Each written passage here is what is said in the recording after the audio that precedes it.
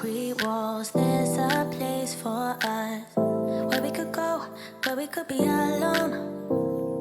Between city lights, we don't have to hide. I wanna go, do you wanna follow?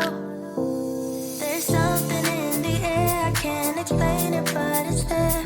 Ain't nobody gonna find us in our secret love affair. I don't wanna have to hide no more, it shouldn't be unfair. I wanna go, and I wanna know, do you wanna follow? Baby, do you wanna follow? Come with me, do you wanna follow? Baby, can't you see that? I wanna go, and I wanna know, do you wanna follow? Baby, do you wanna follow? Come with me, do you wanna follow? Baby, can't you see that?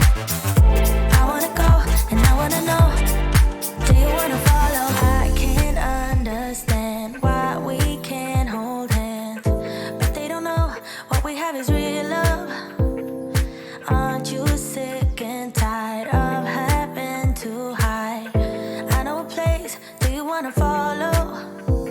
There's something in the air, I can't explain it, but it's there. Ain't nobody gonna find us in our secret love affair. I don't wanna have to hide no more, it shouldn't be unfair. I wanna go, and I wanna know, do you wanna follow? Baby, do you wanna follow? Come with me, do you wanna follow? Baby, can't you see that? I wanna go, and I wanna know, do you wanna follow?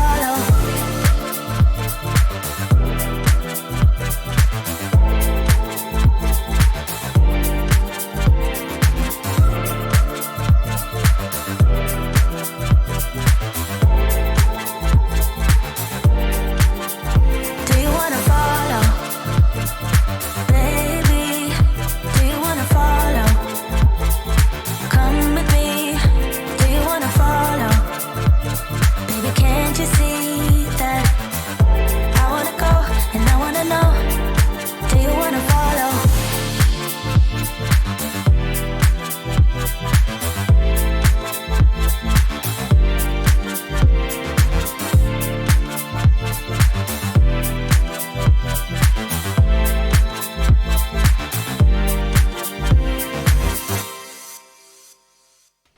What's up, guys? I'm Joshua Bardwell, and you're going to learn something today. Whoa! It feels like I was just here. Okay, I got to shift gears now because I just got done doing a live stream with Vanover about his very first DRL race, and that was very different than doing a Q&A. So I got to kind of like shift my mindset into Q&A mindset. It's still a streaming mindset though, so we're gonna do the best we can. How's it going, guys? I'm Joshua Bardwell. You're gonna learn something today. What do I usually do? I didn't prep for this at all. Like I literally spent all day thinking about the Vanover stream. It's gonna be okay. Flying Ham in the Discord finally made a live stream live. Welcome, Flying Ham. Good to have you here. Let's see. What do I... So I usually shouted at Alex. What's going on? All right, we shouted Alex. Got that. That's out of the way. The other thing I do is I show you guys this. This is my screen. This is what I'm seeing here. Your questions are going to be here in the chat. Boom. How much bigger can Vanover's confidence get? Interesting. I'm going to answer your questions. You ask the questions. I answer them. That's what we're going to do. If you want to make sure your question gets answered, hit that $sign. It'll pull it out into the super chats here. No new super chats yet. And I'll make sure to get it almost 100%. Not 100%. Sometimes I still miss them. And of course, we're going to be here in the Discord with my good old patrons. In case you don't know, Patreon is a website where you can basically subscribe to me for $2 or more a month, and it helps me pay the bills. And one of the things you get as a patron is you get access to my Discord server where you can chat with me. Hello, Ghost Branch FPV. And I think you're from Cologne, aren't you, Ghost Branch? Do I remember that right? He always says aloha, but he's from Cologne, Germany. So I don't know what that's all about. Yeah. How's the audio? Is the audio okay? Okay, audio sounds good. So, let's do some Q&A. And the first Q&A, you guys have no idea. I spend the last hour before the Q&As thinking about, what are we going to open with? What are we going to talk about? And I just spent the last hour talking to Vanover, so I got nothing. But first big, come on, we got to talk. We got to be able to type. The first big thing to happen this week is, oh my God, the TBS Fusion is now available on pre-order. Are you excited about this? I am excited about this. And some of you are surprised to hear that I'm excited because you have this incorrect idea that people are like sports teams, and if you like one, you must hate the other. It's not like that. I have no personal love or dislike for TBS. I just review products and talk about products. And this is a very exciting product. Now, the first thing that people wonder is this going to be a better receiver module than like Rapid Fire, which is currently, I think it's widely considered to be the current sort of king. And actually, I don't think that matters because TBS is very good at this thing that they do where, like, look at the Unify Evo. Is that the best video transmitter you could possibly buy? Some would say yes, some would say no. But it doesn't matter because it's got this OSD functionality. It's got all this other functionality. And it's like, well, even if it wasn't the best video transmitter you could buy, you might still buy it because of all this other functionality it's got. And good for them. They have this integrated ecosystem that's pretty cool. What they're talking about being able to do is, so they are talking about it having great image processing, similar to Rapid Fire, TrueDX. Right now, somewhere, Trappy just winced because I compared Fusion to TrueDX. Okay, moving on. It's got all this, good image processing, but it's also going to have, like, integration with Crossfire, where when you change channels, like with Crossfire, it's going to change channel on the module as well, so your module will just always be on the same channel as your quad. Things like that. That's pretty exciting. So, I have pre-ordered this. They didn't send me one. I wonder why. No, obviously. So I pre-ordered it. I will be testing it. I will be reviewing it. That's very exciting that it's been pre-ordered this week. So, Bot Grinder here in the chat. Oh my God, you for real? Hello, Bot Grinder. Bot Grinder's here. Good to see you, dude. Good to see you. So, what do we got? That's it. That's what we got. We're going to do some questions and answers. Is it going to be MIMO? MC's Creations. I can't tell if you're joking, dude. None of our video systems are MIMO because in order for a system to be MIMO, MIMO stands for multiple in, multiple out. And we have multiple in, which is diversity, but we don't have multiple out, which would be like two video transmitters transmitting at the same time. So it will never be MIMO. But it could be good. So let's see. All right. So anyway, that's kind of all I had. I didn't really have anything prepped to like talk us into the live stream, so I'm just going to start taking your questions.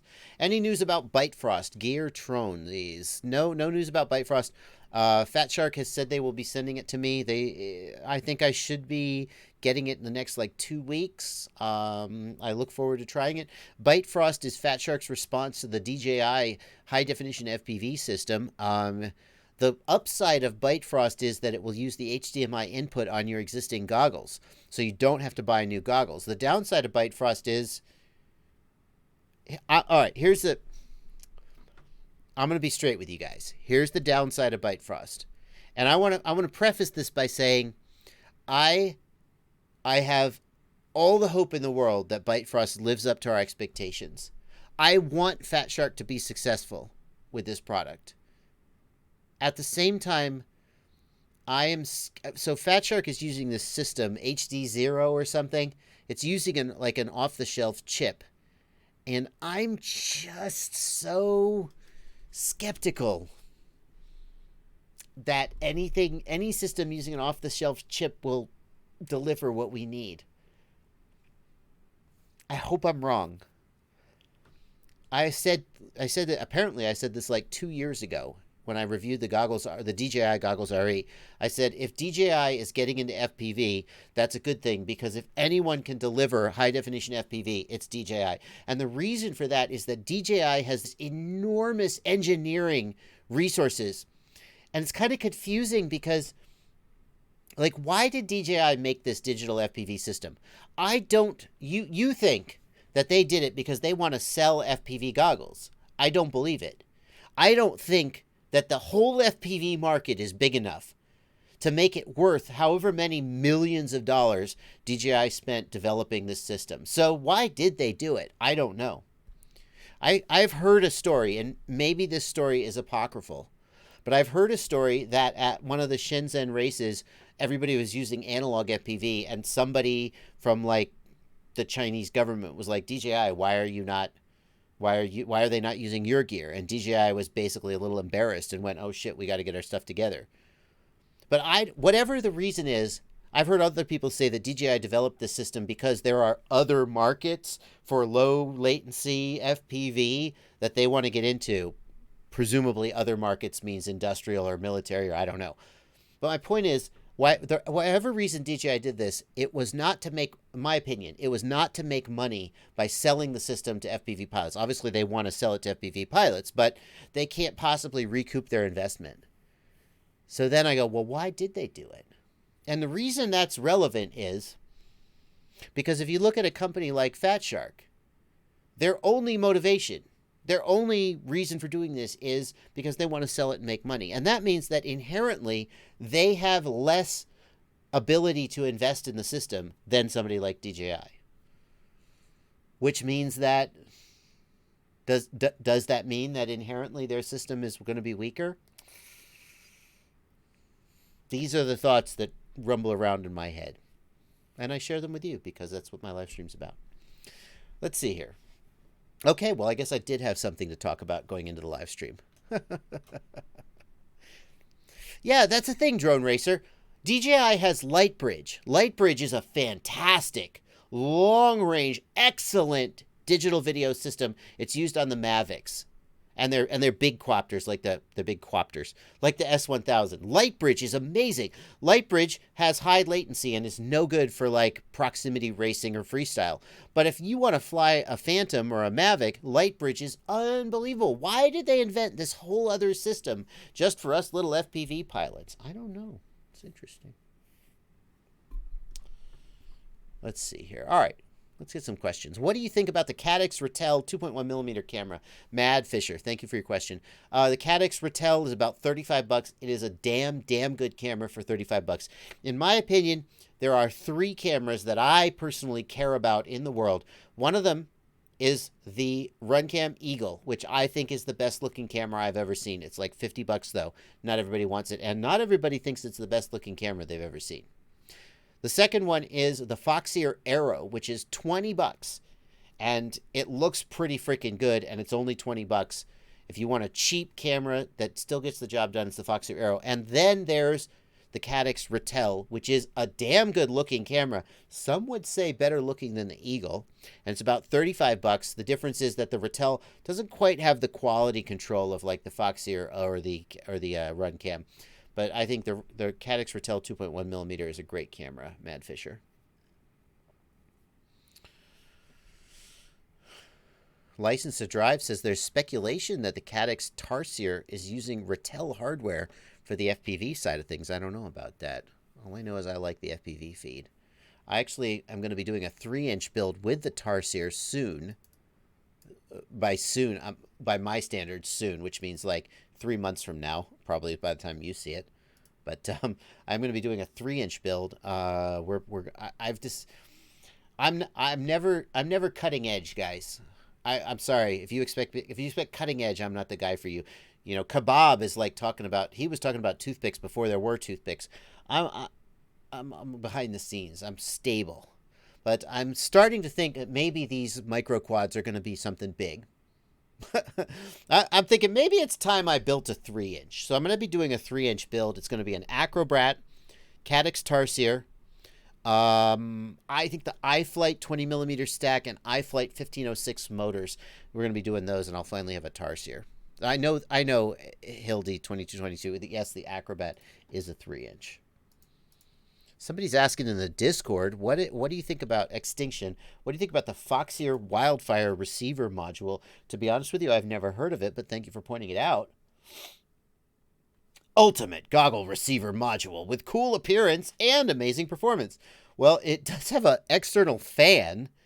That makes me think that it's like it's not just a diversity module. Anti-rolling shutter technology avoids unsync picture. This means that they're doing sync reconstruction similar to rapid fire and clear view. So basically, Foxier is bringing out a rapid fire competitor. Is it going to be any good? I don't know. I mean, the thing is, this is hard to do. As we saw, Clearview struggled. Clearview was the first one to do this, and they struggled to get their technology into a module. And as we saw in my video with Paul Cruz that came out on my channel where he took an oscilloscope and hooked it up to these modules, the TrueDX has some kind of weird things that they're doing. It is non-trivial to design a module that does this really well. Immersion RC has pulled it off with the rapid fire. Is the Foxier module going to be a competitor for the rapid fire? I think it's unlikely. I think what Immersion RC has done is very, very difficult, and I think that other people are trying to sort of catch up, and probably they're not quite going to get there. I think that the Foxier Wildfire module will probably be cheaper than the rapid fire, and probably maybe at a certain price point it will make sense to buy it, but I still think rapid fire is likely to be the best.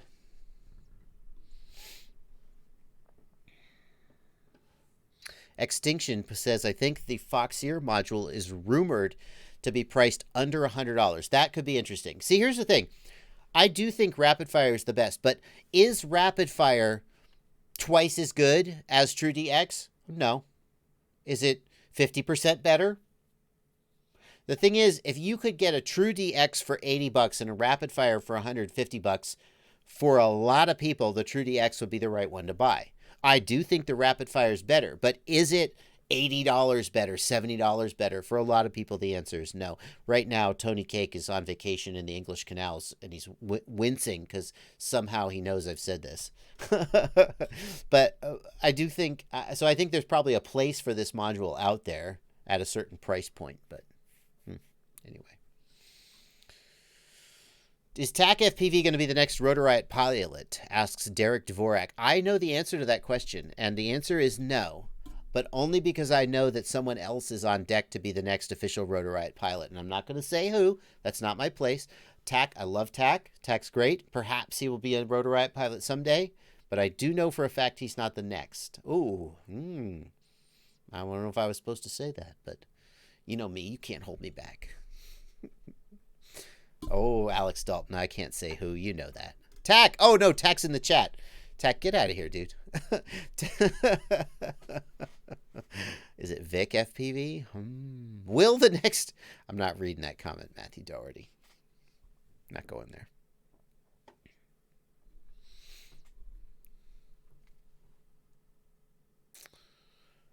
All right. I got a couple super chats coming in.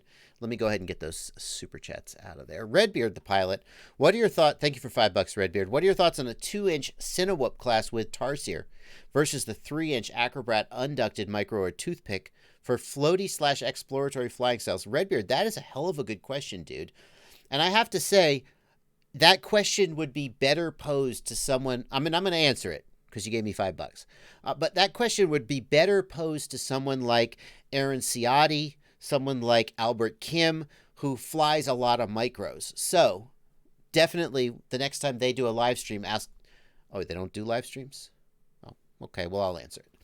When I think about it, like a 2-inch toothpick, personally, is there a 2.5-inch toothpick with a high def? I don't know. I think actually I've heard of one, but to me, for the Cinewhoop style, 3-inch seems really perfect. I mean, you could almost get a GoPro on a 3-inch. So it has a lot of power left over to do that kind of flying. When I think of the Cinewhoops, when I think of the toothpick style drones, I don't think of them as being primarily for capturing high def footage. They are for fun, acro flying, and racing, but not with a high def camera. That's how I think of them. So then you got like a Cinewhoop, and you're asking the question, something like an Acrobat with open props versus like a Cinewhoop with ducted props. I think that the people who are flying the ducted prop guys, there's two things that the ducted props give you. One is that they increase the efficiency of the props. So you get longer flight time. Then that's a fact. That's true.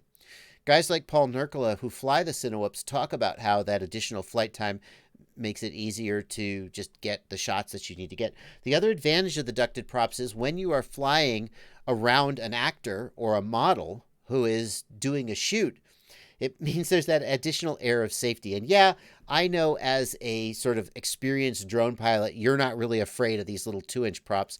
This one is the Full Speed Toothpick Pro, which I've been mentioning on my live streams. Literally, I know it seems like I'm mentioning it a lot, and you guys are like, whoa, what's going on here? Is he sponsored?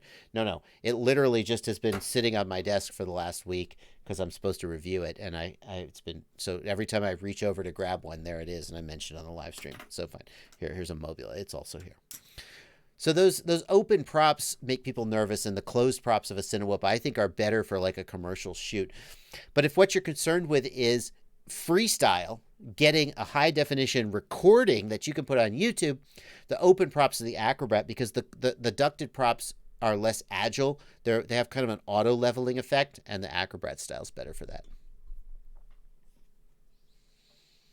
Drone Racer asks, do the prop ends run close enough to the edge of the duct to get better efficiency? I couldn't say, Drone Racer, but I can say that the guys who fly the Cinewhoops believe that it does, so I believe them. I mean, I have to just take their word for it since I don't have one myself. Thank you for that question, Redbeard. That's a good one. MC's Creations, thanks for 5 hey eyes. No question, just 5 donation.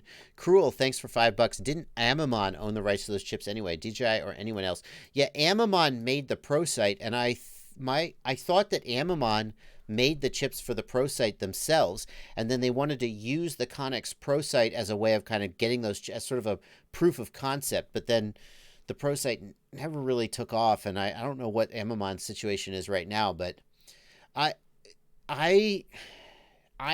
think that DJI made their own chips, their own silicon, their own ASICs, whatever you want to say it. I would be surprised if DJI was using off the shelf. And this goes back to my question of what is DJI's end game here? If their end game is not selling to customers, which our market is too small to make back the millions of dollars they had to have put into R&D, what is their end game? Maybe part of their end game is that they develop their own silicon and they no longer have to rely on anybody else. Don't know the answer to that. Just a guess. Augustin Molini, thank you for $10 donation. It's a big donation. Anything from $10 on up is a big donation. $5 is middling. $10, big donation, thank you. I softly crashed the Emax Buzz. What do I do now? When I arm, the XM Plus goes green. If I move the quad, the LED goes red and it fail safes. I see a black mark on the XM Plus above the red cable on the white line. It sounds like you've got some kind of a short circuit that burned out the power. You say the LED goes red and it fail safes. So the LED is not going out, Augustine. So it's not losing power. Maybe it's losing signal. I would probably install a new receiver. The worst case scenario for you, Augustine, is that you damage somehow the flight controller. But the best case scenario is the receiver wiring is damaged. So do this. Remove all those wires, throw them out, get new wiring, and redo the wiring. And cross your fingers that that fixes it. Thank you, Marley Lepo, for 20 Norwegian kroners, who has nothing to say except what's up. Okay. Swamp Dog wants to know, hey, Swamp Dog, I haven't seen you in a while. Swamp Dog in the Discord wants to know, how do you feel about the ribbon cable connection like on the Maytech versus standard plug versus solder? After a year of occasional flying, I've had 2 quads with a ribbon cable fail within a couple weeks of each other. Yeah, so Swamp Dog, if you're talking about the flight controllers with a ribbon cable connecting the gyro, they do have some issues. The ribbon cables are not very durable. So on some of the flight controllers, the ribbon cable is off the edge of the board and sticks out. One that comes to mind is the Betaflight F7. I don't know if that's a very popular flight controller anymore, but just look at this image, you guys. Betaflight F7 has the ribbon cable sticking off the edge, and on every one of these I owned, this broke pretty quickly. But if we compare that to something like the like, for example, the Kakute F7. Where's a photo? So the Kakute, please show me a photo. Compare that to like the Kakute F7, it sticks off the front, so it's not hanging out the side of the quad, and it doesn't stick out as far. That one I've had no problems with. And then there are some of them like the Airbot Omni NXT F7, I think. Yeah, so this is the best way to do it. The Airbot Omni NXT F7 has the ribbon cable right there tight up against and inside the boundaries of the board. Now, this one will last for freaking ever. So it really just depends on how the ribbon cable is, but you are 100% right that the ribbon cable is a weak spot if it can take any damage at all. I do not like pins. So there are some flight controllers that stack on the ESC with pins. I don't like those because over time and the vibration and shock to the quad like wallows out those pinholes and eventually they stop making contact. So I prefer either a secure and protected ribbon cable or just wires, a plug and wires. That's the way I would go, Swamp Dog. Yeah, Quadrophenia says, just don't use the ICM gyro, use the MPU 6000. That is correct. The ribbon cable goes to the ICM gyro. It has dual gyros, and there's an MPU 6000 soldered direct on board. And that is, in fact, what I did. In fact, when the ribbon cable failed on my Betaflight F7, I was like, why is my quad still flying? And it turns out that ICM gyro is, I wasn't using it in the first place, so, yeah.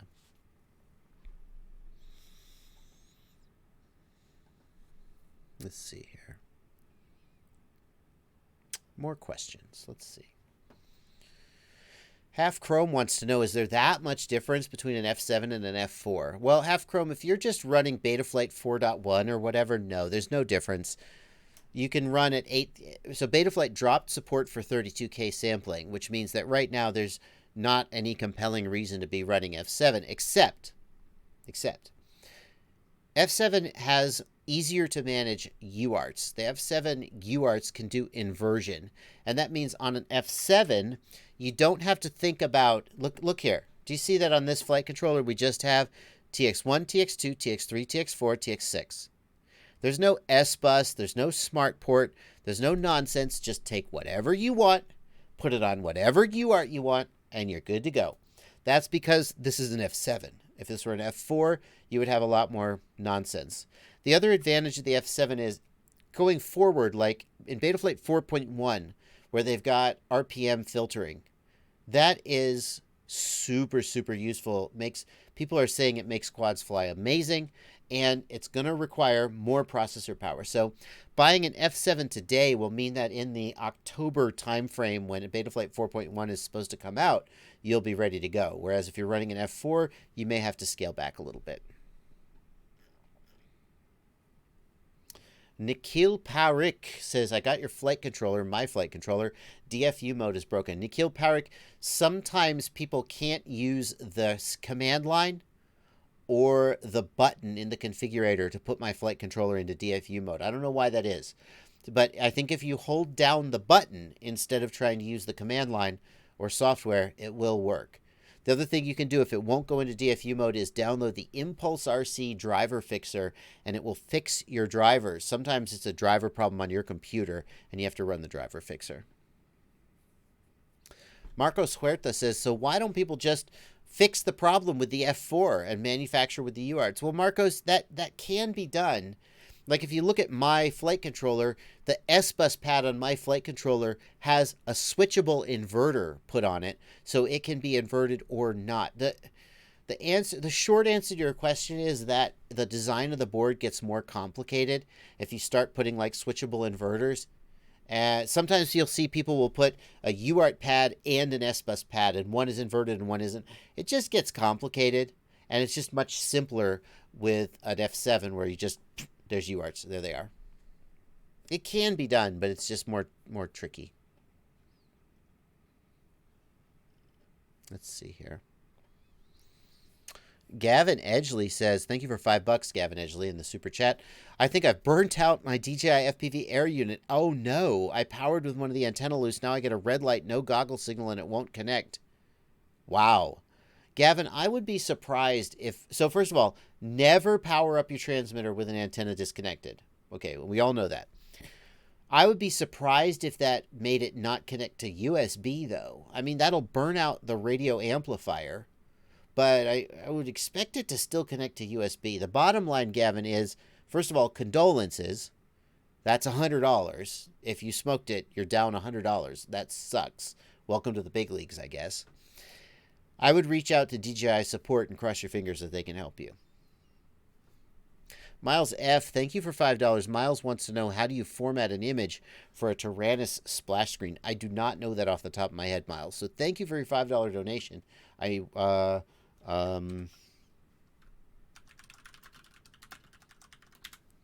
Miles, I'm going to refer you to this video from Painless 360, where he talks about creating a custom splash screen. If you would like to donate $5 to him, I should give him $5 because I didn't really answer your question. I don't know the answer to that, but here, I can Google that for you, and thank you for your donation. For me? No, I'll thank you. always try my best to help. No, Google. Sorry, I always turn my phone off before live streams, but I forgot to do that. Phone is off. Google thought I was talking to her. What's the absolute best mounting position for the Immortal T? Asks Tin Man FPV. Tin Man, the best mounting position is vertical. For range, it's a vertical antenna with a vertical antenna on the transmitter. The reasons for that, like, I'm not 100% sure I could tell you. It has to do with polarization and bounces and stuff. But what the long-distance pilots tell me they do is vertical antenna and vertical on the transmitter. The thing is, for mini quads, it hardly freaking matters. Because if you're flying with 5 gigahertz video, Crossfire has so much range, it just doesn't freaking matter. So I always mount my antennas horizontal. I don't like putting them on the outside of the arm because I think they get chewed up too easily that way. So I think about durability more than range. P. Richard Scott says, is Orca dead now with DJI launch? No, absolutely not. Because at the end of the day, many people are not going to go with the digital DJI experience. Remember, the social aspect is such a big deal. The biggest reason why you will not see me move all my quads over to DJI is that when I come out to I want to watch you guys fly, and I want you guys to be able to watch me fly. And if I'm flying DJI, you can't do that. There's this social experience that I think that's the biggest deal breaker, if there is a deal breaker. So if Orca is the best analog goggle you could buy, then the fact that DJI released the system doesn't change that.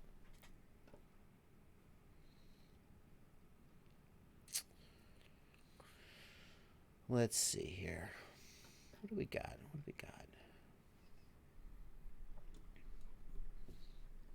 Looking at the Discord here for questions. UT Vol 618. UT Vol 618. You're clearly living in Knoxville. Do I know you? Have I met you? I don't recognize your username, but if your username is UTVol618, I suspect that you live near me, and maybe we've met. Is there any functional difference between running 6S on 1700 and 1900 kV motors versus running 2400 kV motors with a throttle limit? That's a very good question, UTVol. There's got to be a difference. Because if there's no difference, then why don't we just run 20,000 kV motors with a 1% throttle limit, right? And we don't do that. So there's got to be a difference, but I'm not sure what the difference is. I ran 2100 kV motors on 6S with a throttle limit. I thought it was fine. I think that the difference, as long as we're not doing something really extreme like 20,000 kV, I think the difference between like 1900 kV and 2400 kV with a throttle limit, probably many people wouldn't tell the difference. And I actually think there's a really interesting spot. Like, if I had to pick one quad to run forevermore and I could never change, I would take like 2150 kV on 6S. And if you take that with like a 60% throttle limit, you're basically flying a 4S quad, and it's not bad. If you take it to like an 80% throttle limit, now you're on a 5S quad, and then on 6 with a no throttle limit, it's bonkers. But it sort of gives you the best of both worlds. I don't know if I'd go to 2400 kV though.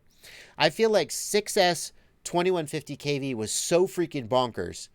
There's no point in going to 2400 kV unless you just want to be super bonkers. Let's see here. I talked angry in the Discord. I talked about TBS Fusion earlier in the stream, so I won't rehash that. But yeah, TBS Fusion available for pre-order. Looking forward to trying that out and testing it out. TBS has been really, really careful with the release of the Fusion. They have not said, and this is a little bit unlike them, they have not said, this is the best ever. They've said, it'll be up there with the good ones, but really what makes it interesting is the integration with the Crossfire and Unify ecosystem. This is similar to what TBS did with the Unify Pro HV, the Pro 32. They didn't say 1.5 watts. They said above 1 watt. And I got to wonder what was the motivation there, because I dig it. I like it. If you say your VTX makes 800 milliwatts and it only makes 600, some people are going to be mad at you. But if you say it makes at least 1 watt and then it makes 1.2, that's good. We're all happy. And it feels like they've shifted their marketing strategy just a little bit to say, like, they're not coming out the gate with a TBS Fusion going, best ever, we destroy everyone. They're like, yeah, no, it'll be up there. It's interesting. Let's see here. Alex Dalton, 2400 kV 6S is doable. I think Maddie Stunts used to fly that. But it's bonkers, dude. You're going to get like 40-second flight time. You're going to kill your batteries. You're going to need 8,000 capacitors. Yeah.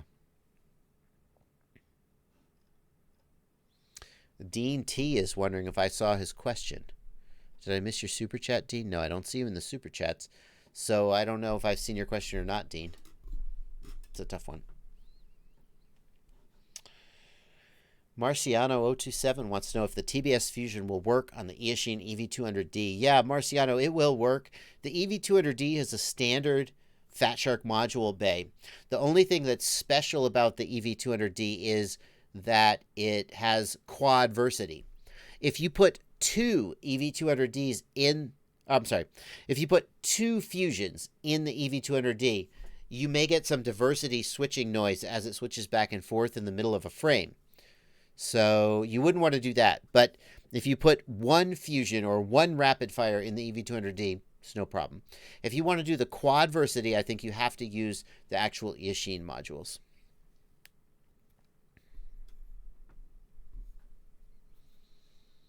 Any update on the Orca goggles? Asks Twitch FPV in the Discord. I can tell you one update, and that is that Orca has confirmed that they will be sending me a review unit, which I'm happy about, because if I had to buy one, it would be like $650. And like, I'm not too proud. I always talk about whether somebody sent me something or not. I'm like, oh, they didn't send me one. Like, I'm not, I hope some people think that comes off a little snobby. Like, oh, they didn't send me one. Oh, I deserve one. No. I mean, like, I'm always happy when I don't have to buy something, because we all like getting things for free, right? But like, if I had to buy one, I would. I'm glad that I don't, because it's a lot of freaking money. They did confirm I'd be getting one, so I'm very happy to see that.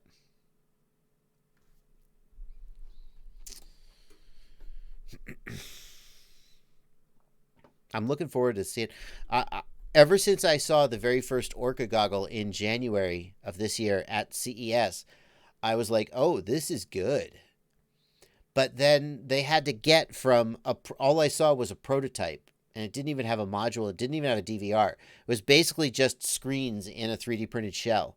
And I was like, okay, you guys are onto something, but you got to deliver. And so now that there's actual manufacturing samples coming from the factory, this is Orca's chance to demonstrate that they can deliver. And I'm looking forward to them doing that.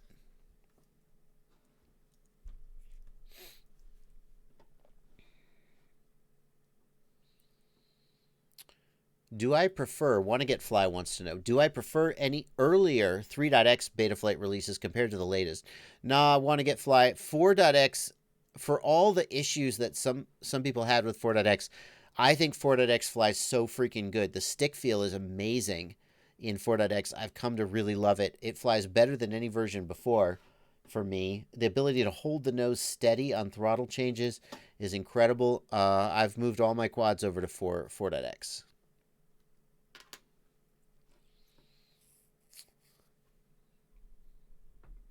Vampire 4997 asks, does changing the baud rate on the QX7 instead of doing the hardware mod matter?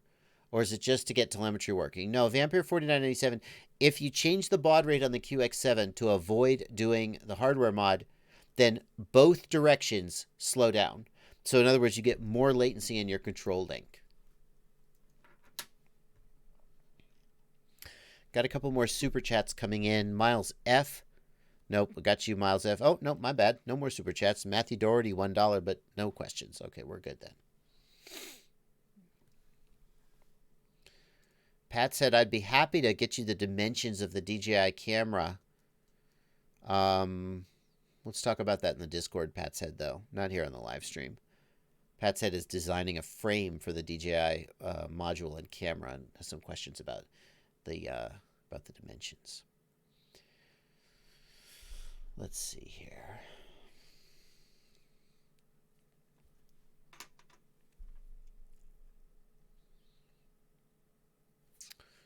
Tomas. Oh, man, I'm never going to say your last name, Tomas. Thank you for $2. DJI goggles works with old camera system. I think what you're asking, Tomas, is can you use the DJI goggles with your existing analog systems? And you can, but you need a ground station receiver. So the DJI goggle has an AV input, and you can use any ground station receiver with it, but it doesn't have an analog receiver on its own. Gavin Edgley got the DJI Air unit into an Emax Buzz. I don't even want to know what that looked like. I cannot imagine how much work that must have been. GDub FPV says, Falco X, JB, please. Yeah, I did a video about Falco X, GDub. I did a video about Falco X. What do you need to know, dude? Where is it? I can't find it. It's up there, though. I definitely did it.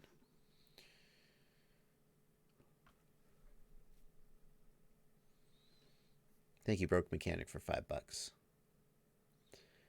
Zach Freeman says, what's the Discord code, Zach? So, again, thank you for the opportunity to mention.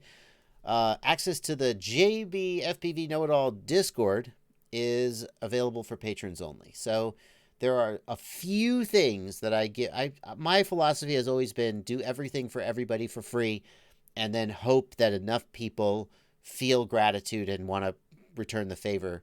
And so far that's worked out for me. When you send me an email or chat me on Facebook, I don't check to see whether you're a patron. I just answer your questions. One of the few things that I give just to patrons is access to the Discord server.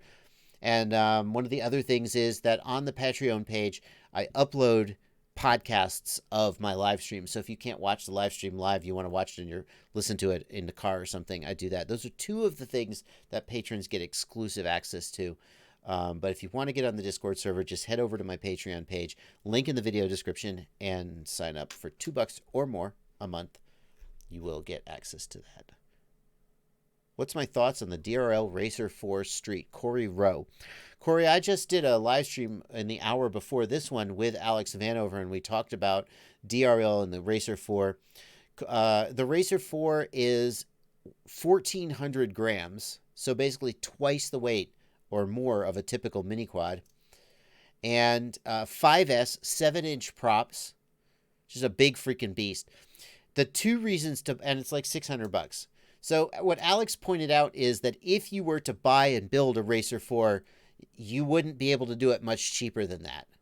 But the flip side is, are you dying to build a 5S 1,400 gram 7-inch racer? The big reason to buy the Racer 4, two reasons. Number one is you just love DRL and you want to have a Racer 4 to fly or to hang on your wall, and you have $600 burning a hole in your pocket. Or Alex floated a rumor that MultiGP might be doing a spec class for the DRL Racer, in which case that would be super exciting.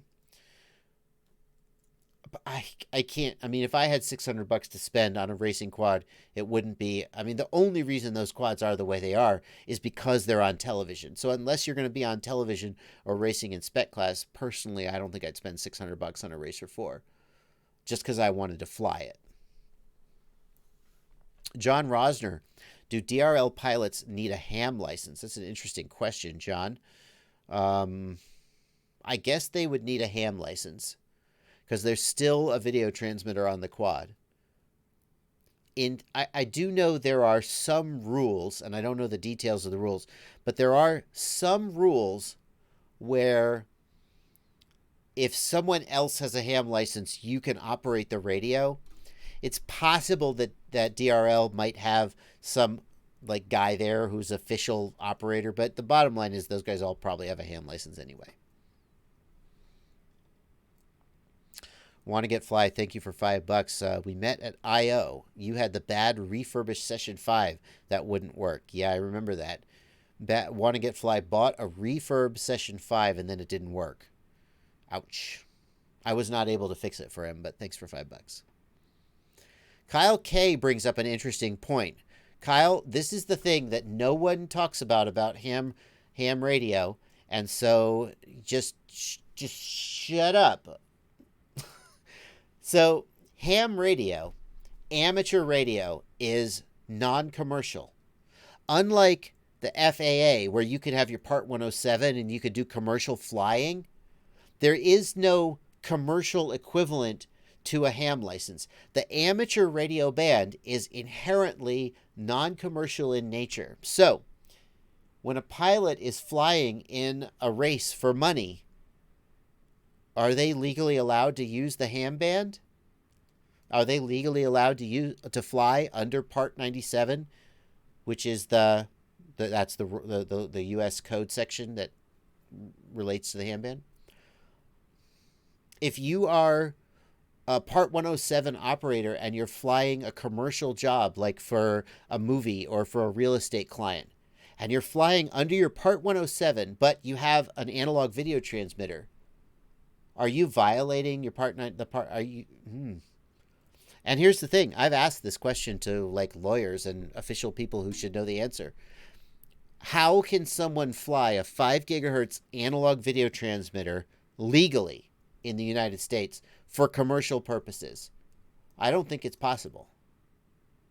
I don't think. And the good news is that so far the FCC doesn't care.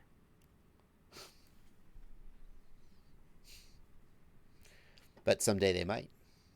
So how are you supposed to do commercial stuff? Well, the answer is you do it under Part 15. In other words, you have a Part 15 device like at the DJI system.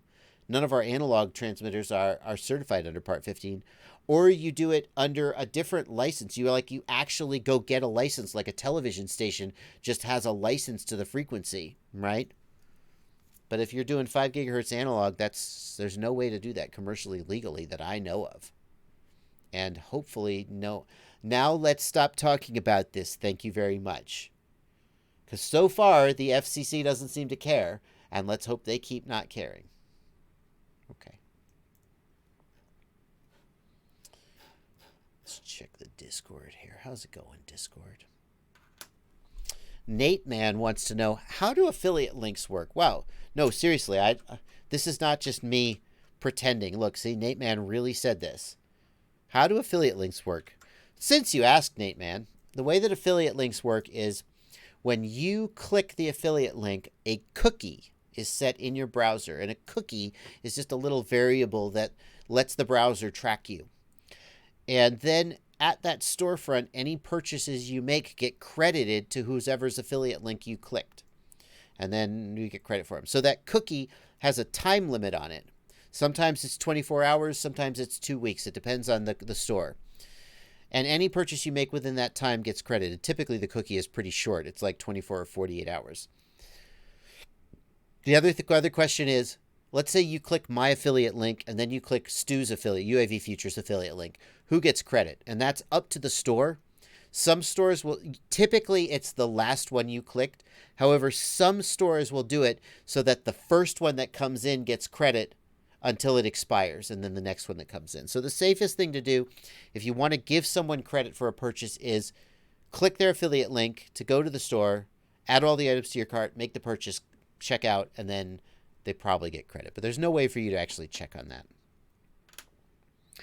507RC is correct. The DJI system is Part 15 certified. You do not need a ham license to operate it legally.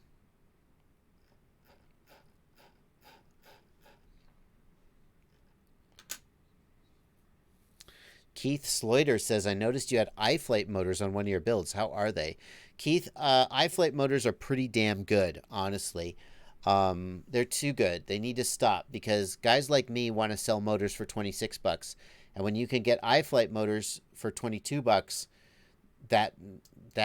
they're pretty damn good motors. Right now, someone at GetFPV is very unhappy with me for saying that. They make pretty damn good motors, especially for the price. I'm pretty impressed with them, to be honest. I feel like, here's the thing. Here's what I'll say.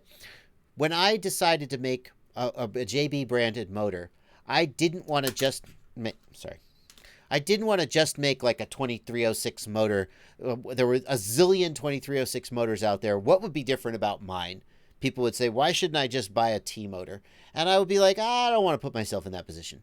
So when I decided to make a motor with my name on it, I decided that, 2407. I had flown the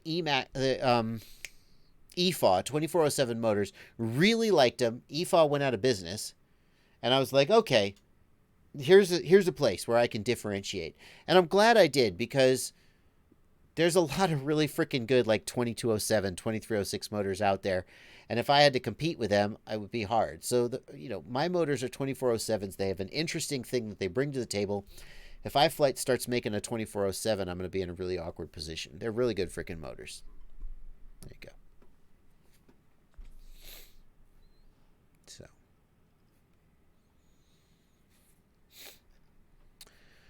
License to Drive, thank you for £2. What's the difference between the Crossfire TX Lite and the Micro TX? License to Drive, the TX Lite. The TX Lite it's the full-sized unit that hangs off the back of your radio. So this is the TX Lite. And it has the screen and the joystick. It goes up to 2 watts.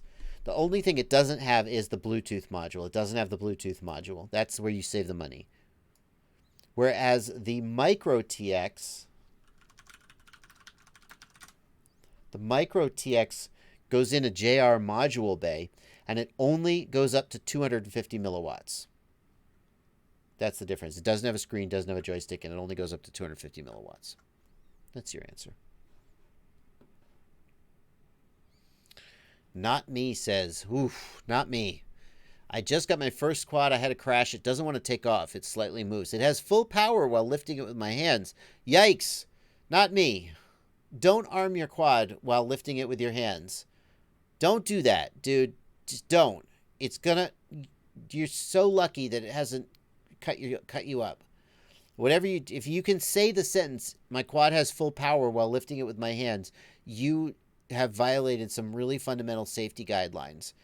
And I don't want to I'm sorry for sort of calling you out here on the stream, but this is such a big deal.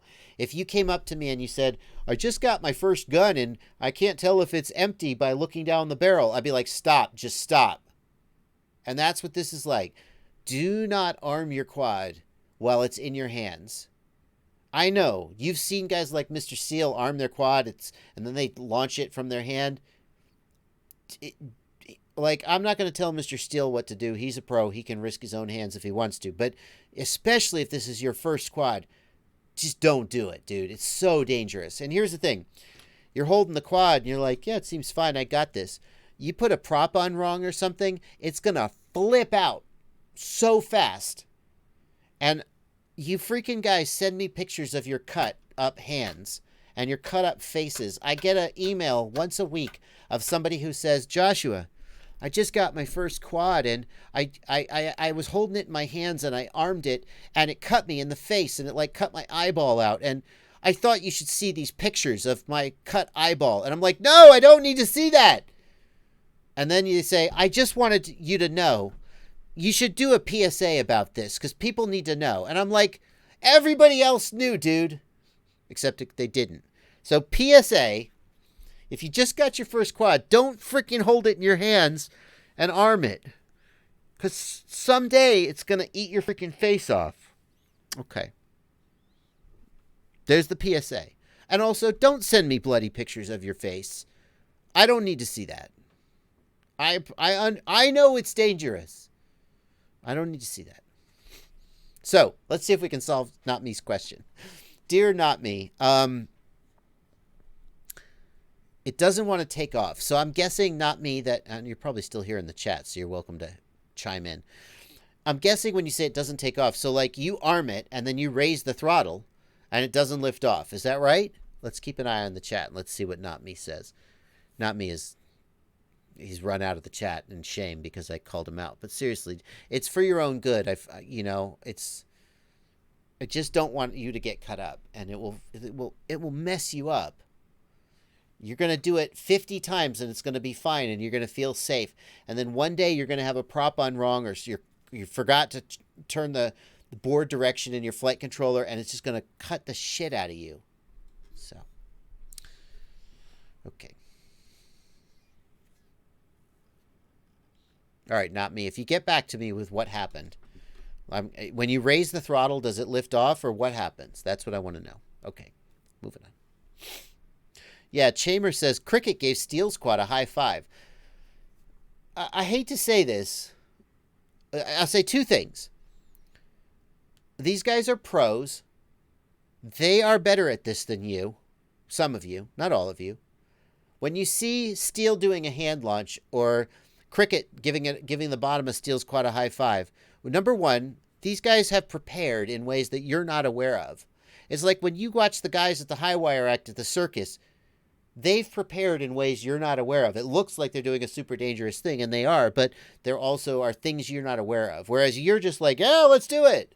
If that's your scenario, then don't do it. But number two, they are taking risks, and they accept the risks. When Steel does hand launches, he does it because it makes him look like a badass, and it's part of his brand, and it's worth the risk to him. But if you're doing hand launches and you're not getting $20,000 to do a Red Bull shoot, that's not worth the risk. You got no upside and all the downside. You know, no one cares. You're just doing it and you're risking cutting yourself up for nothing. Okay. My point is the risk is real when they do it too. They diminish the risk, but they also accept the risk. But if this is your first quad and you're just like, I think I'm going to hand launch like Mr. Steel, there's no upside for you. You don't get $20,000 from Red Bull for being a badass. You're just risking cutting your hand up for nothing. Okay. And everybody in the chat is saying, oh, but Steel has idle up so his quad doesn't freak out. Yeah, but if he forgets to flip that switch one day, it's going to freak out. But he doesn't because he's a pro. Okay. Still waiting for that answer from Not Me. Oh, here's the answer. Yes, it does. No, it doesn't. You got to give me a little more because there's the delay, Not Me. Not Me, there's a delay on the stream. So when you say yes, it does, no, it doesn't, you're answering me, but I'm not actually aware of what you're answering. When you raise the throttle, does it lift off? I'm going to guess you're saying no, it doesn't. It doesn't lift off. Stick with me here. We'll do our best. We'll get through this.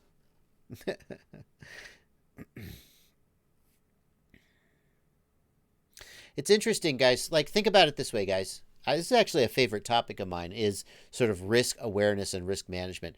As you may know, if you know a little bit about me, I went to Burning Man for a few years. Burning Man is all about risk management. People go out in the middle of the desert. Literally just being there is dangerous. You get dehydrated. People get shipped out, medevaced out on helicopters every year just because they couldn't hack it in the desert. Okay. But you accept the risk. You understand the risk. You mitigate the risk. And then, life goes on. And the same thing is true of like Mr. Steel doing a hand launch. But, he mitigates the risk. He trains. He's careful. And he accepts that someday maybe it's going to eat his hand. But that all is worth it. But if it's your first quad and you just go, yeah, I'm going to do it. You don't understand the risk. You don't fully grasp the things that could go wrong so you can mitigate the risk. And the risk doesn't really get you anything. You're just taking this risk for nothing. You look at guys like who, launch a motorcycle 15 stories in the air and do a quadruple backflip. You wouldn't just do that your first day on a motorcycle. You'd paralyze yourself. And the same thing is true if you just bought like a Wizard and you decide you're going to hand launch it.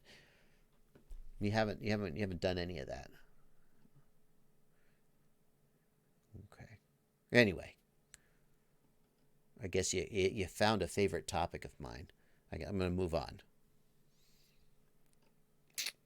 Still looking for an answer from Not Me about what his quad does. Okay, let's find some more questions. Let's take some more questions.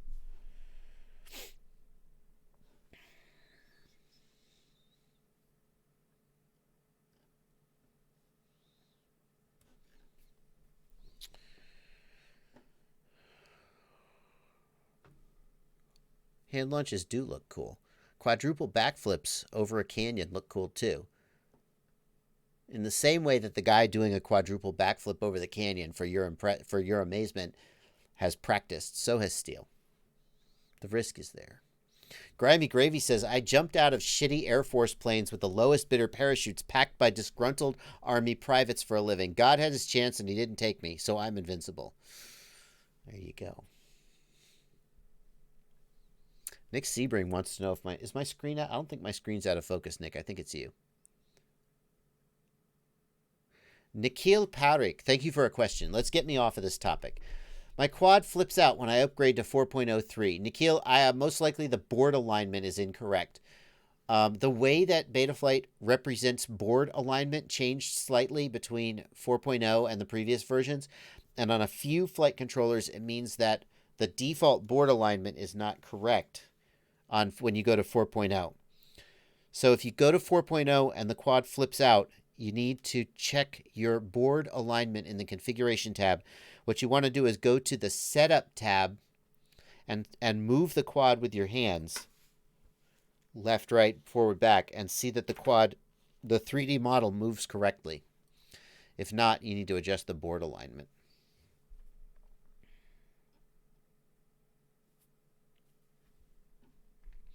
Not Me is saying, thank you, Justin, for clearing this up. If I missed Not Me's question, he's saying that the gyro makes his motors spin in his hands, but on the ground, the throttle does nothing. In other words, if you arm the quad in your hands and you move it, the motors respond. But then when you raise the throttle, nothing happens? That's pretty weird. I'm trying to think what could do that. So your quad arms and the motors spin. And when you move the quad, the motors respond. But when you raise the throttle, the motors don't spin up. So I would want to check in the receiver tab to see if the throttle channel was actually moving. Because if you arm and nothing happens, but bumping the sticks moves the props, that means you're in turtle mode. But if you arm and the motors idle and moving the quad causes the motors to spin up and try to correct, then raising the throttle, I can't think of what raising. I'm assuming it's a Betaflight flight controller. Is it a Betaflight flight controller? Throttle cut. Carlos Flanders says, is there a throttle cut in the transmitter? That's a really good one, Carlos. Some people would implement a throttle cut in the transmitter. I actually met a guy. We did a one-on-one troubleshoot. I haven't released this yet. His throttle was not working, and it's because the person who set his quad up for him set up a throttle cut, and he didn't know it. So that's a good one. If you have a throttle cut in the transmitter, it would cause that. So yeah, verify that the throttle channel is moving, not me. I'm glad we were able to try to answer his question, because for all I picked on him for arming his quad in his hand, the least I could do is actually also answer his question. Calvin Erickson says I did release that video. Oh, okay, my bad.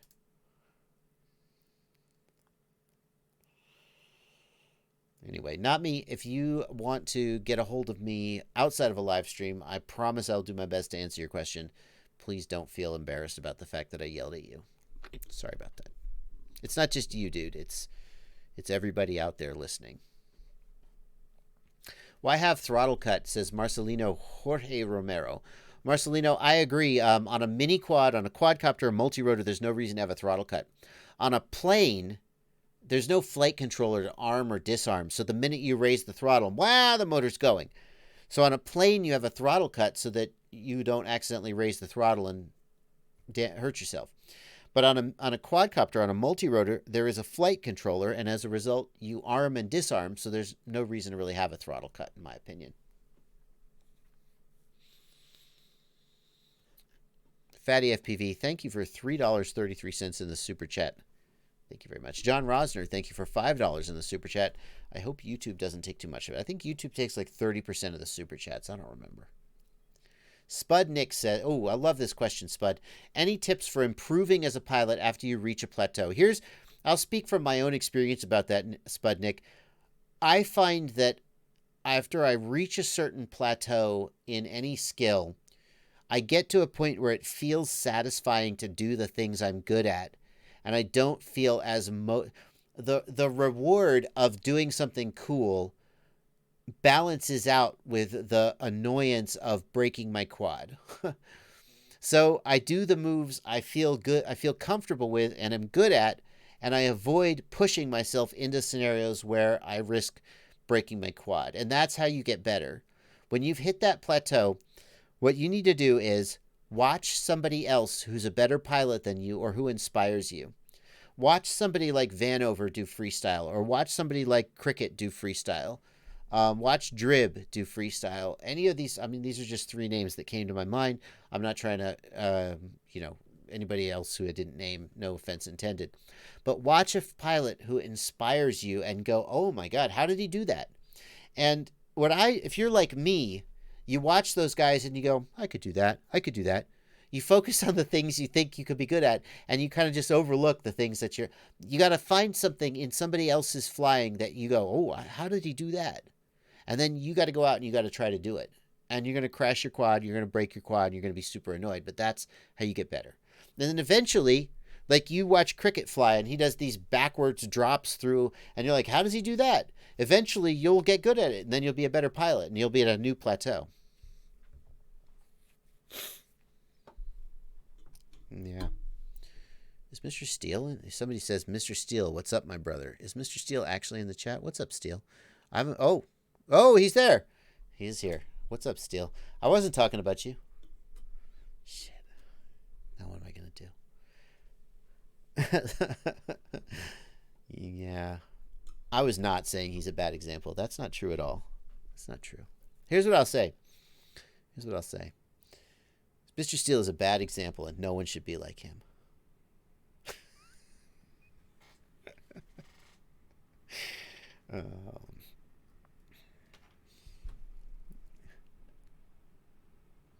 He heard you. Are you in Tennessee, Steele? He says, I heard you driving through the state. If you're in Tennessee and you didn't come by my house, I'm going to be offended. Here's the question, though, since he's here. Here's the question that I danced around and didn't. What I said previously was that he does things that you shouldn't do your first time out the gate because he has skill and preparation and a payoff that you guys don't have. And that's all true. But here's the real question, the embarrassing question that since he's here now, I'll bring it up. Is Steele setting a bad example for beginner pilots by doing these things? I'll leave it to the chat. I'll tell you my answer. Now I'll tell you my answer. When you go see Cirque du Soleil do backflips and tight wire walks, when you see, freaking a stunt rider jump over a canyon, you don't go, oh, I could do that. You know that they have skill and preparation that you don't have, and you're not going to try and emulate it. But when you see somebody like Steele flying a mini quad and doing hand launches, it seems like, oh, I could do that. And that's the interesting thing about this, is that anybody can try to emulate that when they don't have the level of skill and preparation that he has. You would never think I'm going to jump on a dirt bike and do a quadruple backflip. But you buy a Niachin Wizard and you go, oh, I can hand launch. And that, I think, is what makes this a little different. So, But I'm never gonna, as much as I am I care a lot about safety, but I also am never going to be the guy to say to the people who have the skill and preparation to pull off amazing things, stop it. You as a beginner have to have the sense to not do stupid things. And if you are stupid enough to do something stupid and hurt yourself, that's on you, not on the guy who you were trying to emulate. I would never try to hold back the people who are at the top of the field because some people at the bottom are going to not realize that they are not that good. Yeah. So.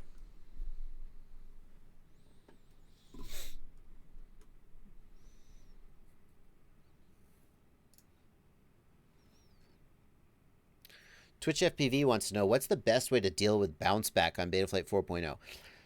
Twitch FPV, probably iTerm Relax is the thing you need to be playing with. Betaflight 4.0 added some iTerm related stuff, iTerm Relax being the big one. The real answer is that you need a black box log to see whether P-term, D-term, or I-term is causing your bounce back. But most likely what it is I-term, and you would want to play with iTerm Relax.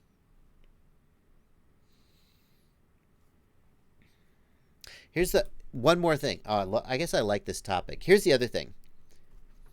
If you want to be a dumbass and hurt yourself doing stupid things, more power to you. Honestly. Like I used to love the show Jackass. You remember the show Jackass? A lot of you guys, I'm actually dating myself. That was actually like 20 years ago, 15 years ago, whatever. I used to love that show. Those guys, I don't know the individual history of every one of them, but my impression is they were all skateboarders. They spent a lot of time falling down and hurting themselves and just kind of didn't give a shit. And then one day they were like, hey, let's shoot each other with tasers or whatever. And they just made a career out of being total dumbasses and hurting themselves. And along the way, they got good at it. But if you want to be a dumbass and hurt yourself, more power to you. That's in the same way that if you're a pro, you can take risks with your body. If you're an amateur, take risks with your body. But I feel like at least know the risks you're taking. And if you just bought an Eachine Wizard and you're doing hand launches your first day out, you don't even know what could go wrong. Yeah, so I feel like that's the problem. If you know the risks, you take the risks and you hurt yourself, that's fine. That's just, you're a grown-up, you're a human, you have that right. Do whatever you want with your own body. I just feel bad when people hurt themselves because they were ignorant and didn't know the risks, and there's nothing, you don't get anything out of that. Anyway. Future FPV wants to know, is there going to be another quad camp or rampage anytime soon? Future FPV, we are going to do more quad camps when the right opportunity arises. We are no longer willing to do quad camps where we just lose money. And as cutthroat as that sounds, as much as we love doing, I should speak for myself, obviously. As much as we love doing them, at the end of the day, if we're losing money on them, we got to find another strategy. And we were losing money on a lot of them. So we want to do more quad camps. There will be more quad camps, but the right sort of situation has to arrive where we can be sure. And some people are probably thinking, $250 a ticket, how are you losing money? There were 25 people there. I can do the math on how much money that you took in. Yeah, but we had to fly out 5 people. There's plane tickets, there's Airbnb, there's food, there's a lot of expenses involved that are not obvious, and it seems like we're raking in money hand over fist, and we weren't. Some of the events were profitable. Many of the events were not profitable, as much as we love doing them. We will do another one when the right opportunity arises. As far as Rampage goes, I don't know about that. There definitely won't be one this year. But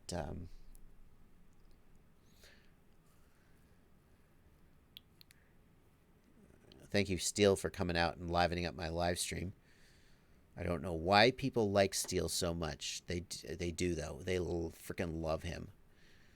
I look at his channel, and I'm like, it's just a bunch of flying. I get it, he's a good pilot, but how much FPV footage can you really watch? So many people out there are posting FPV footage to their channels and getting 1,000, 2,000, maybe 500 views. He posts just a bunch of FPV footage and 250,000 subs. And I'm like, what's this guy? What's his secret? he comes into my live stream and everybody's like, Steel's here, Steel's here. Oh my God. It's that mustache. He shaved off the mustache though. I thought it was the mustache, but he shaved the mustache off. I don't know. I don't know what it is. Got to figure it out. I got to figure it out. I don't have, it's not, it's got to be just, I don't know. Is it charisma? I don't have that.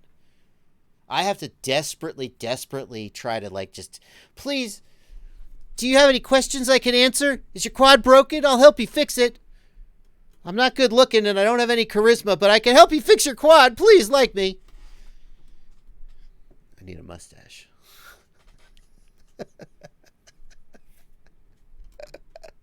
He says, I tried to vlog for a while, but it was so much effort for less views. I know. He still hasn't figured out.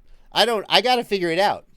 He posts 1-2 videos a week, maybe. He flies. It's a 3-minute flight edit. He drives a Tesla and a freaking Lotus. And somebody told me he just bought a new house. He's got motors. I have motors. Believe me, I'm not making enough off my motors to buy a Tesla. I don't know what his deal is, but he's got it figured out. He's doing way less work than me. He's making way more money. What's your secret? It's his hand launches. Just Fly says it's his hand launches. That's it. I got to start hand launching. That will be the secret. He says he cashed in that Rotor Riot gold. That's it. That's it. Once you leave Rotor Riot, that's when you get the gold, huh?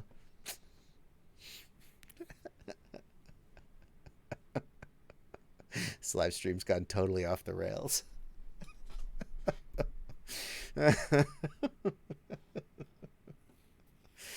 Oh.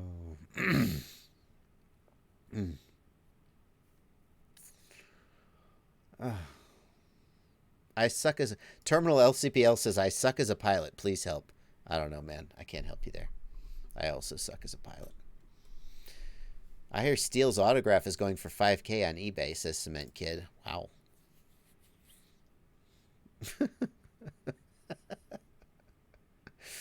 Matthew Doherty says, what's Capper doing these days anyway? I don't know.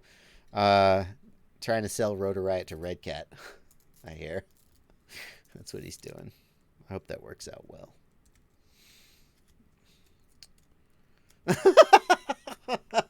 Bernard Hahn says, Bernard, I hope someone does this. Bernard Hahn says, do a genital launch. First guy to launch a quad off of his gentleman's parts.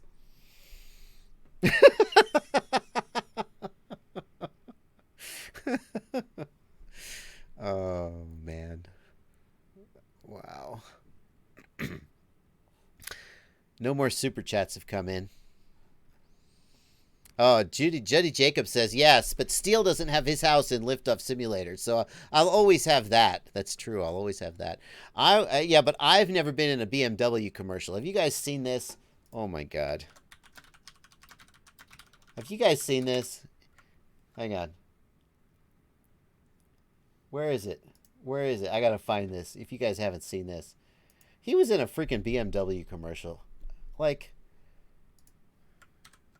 Look at this. Hang on. Let me get the audio. This is now just become... See, this is just the Mr. Steele live stream now. This guy's like, hey, you want to race? Bring it on. Check out these GPS cords. Oh, yeah, I'm going to send it to my car. Check out my Beamer. Oh, yeah. BMW connected. This guy's like... And then Steele's like, I got you, bro. Let me check this on my watch. Leave in 5 minutes. We're going to race. Check out my upholstery. Oh, yeah. I'm going to share my arrival time. Any day now. Any day now. Oh, I keep forgetting this is about the car, not the quad. Hey, Steele, you want to go rip? What's up, bud? Let's do this. Game time. Oh, it's game. They wouldn't let him wear the Hello Kitties, would they? The Hello Kitty goggles. Oh, how fun must this have been? No. That's CG. That's all CG. He's not really flying that. some of you guys are seeing this for the first time. I know some of you guys are like, oh, yes. Oh my god. Oh my god. Oh my god. Drones versus Windows. Steel did it first. Wow. Oh my god. I never thought of that. I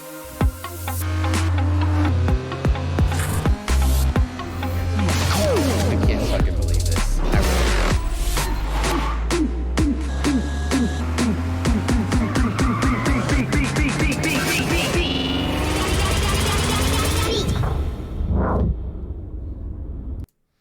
Alrighty. How about that? How do you like that? If you never saw that. And that was a while back too. It was a while back.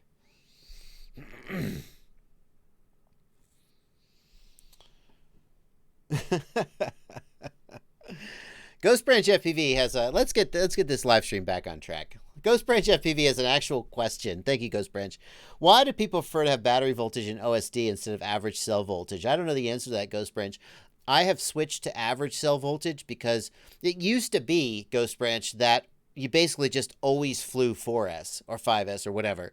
You never switched. These days, I have some quads on 4S, some on 5S, some on 6S, and it can get a little confusing to remember the freaking battery. Like, what is 3.5 volts per cell on 6S? I couldn't actually tell you without pulling out a calculator.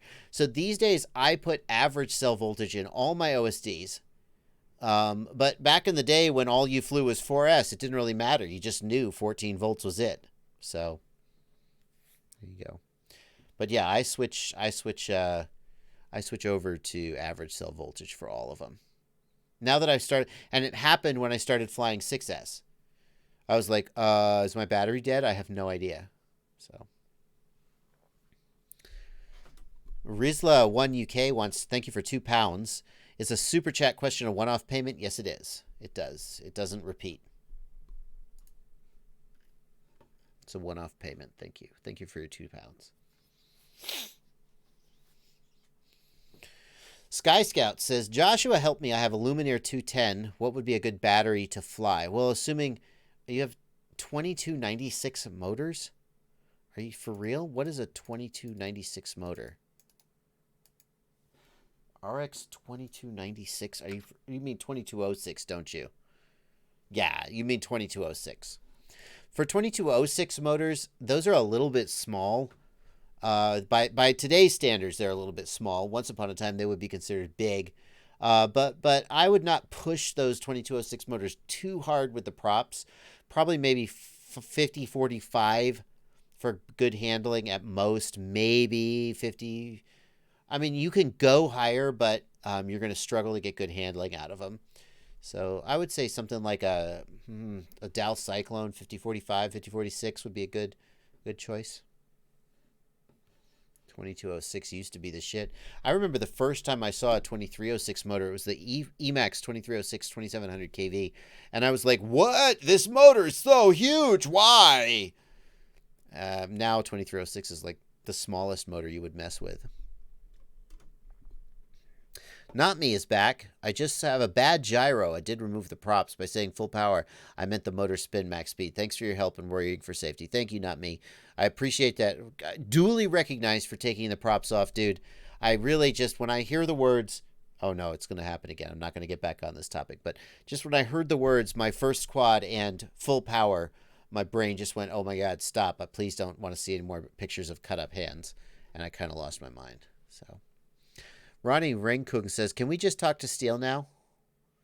Steel, your motors aren't 22. Are your motors 2206? No. Are they really? They're 2306, aren't they? They're 2306. What are you talking about? No. Steel's motors are 2306. They're not 2206. Look, the bottom line is whatever he's doing is working for him. So 2306 aren't small. They're normal. 2206 is small. I want to fly one of his quads. He has a lot. Here's what I've noticed about his flying in my vast amount of time spent watching him fly. It's a lot of control. He's got a lot of control in tight areas. Very, very smooth and controlled. I wonder if I were to fly his quad, how much of his setup is his motors and his props. He's never gone for super high power, high speed, high pitch. And it's one of these flight styles where if you never go for too long in one direction, nobody notices that you're not going that fast. I wonder in a drag race how fast his quad would be. In tight proximity stuff, that control really is just super, super impressive. Yeah. Oh, no. See, Mr. Tux points out that was just a ruse to get me talking about his motors. Now I've plugged his motors on my stream. Steel, that usually costs $300. I'll be sending you an invoice. I just made that number up. Don't freak out, you guys. Bardwell said he charges $300 for a mention on the stream. I just made that up. See, I'm supposed to pretend to be a baller. I'm no good at it. That's why I'm no good at pretending to be a baller.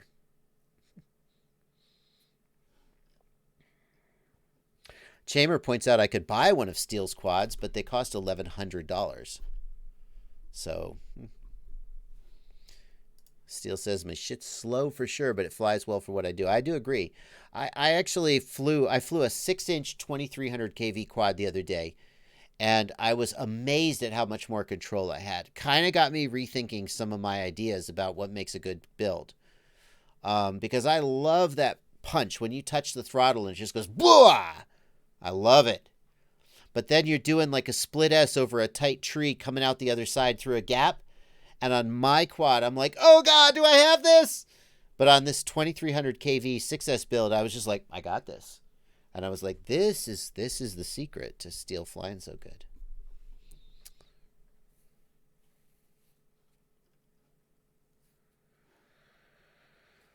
Soli, thank you for $2, wants to know 1408 or 1103 for 3-inch props. Ah, it really depends on the build. It really depends on the build. I think in general, I would take 1408.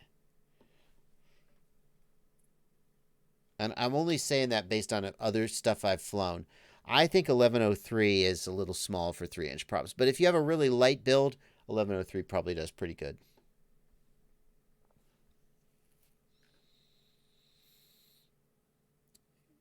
Steele says I can fly his quad next weekend. I don't know if I'm going to Atlanta next weekend. We got to talk about this. Oh, I gotta record my facial reactions. I'm gonna record Steele's facial reactions when I try and do a gap like him and crash his quad. I hear they cost $1,100. So, Crunked FPV says I need to fly KISS. KISS needs to put an OSD in their flight controller.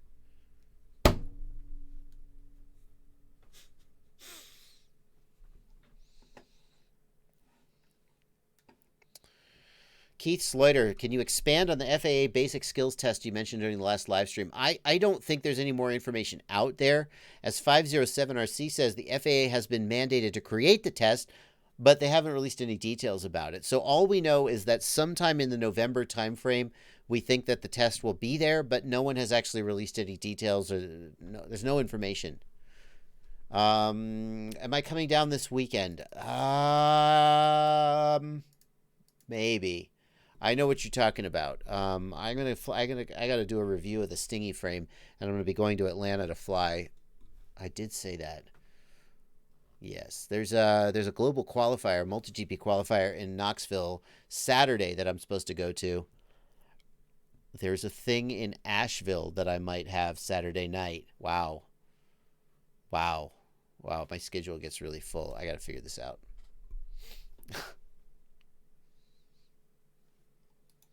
I might next time I'm in Atlanta though. I'm gonna look Steel up and try to fly his quad.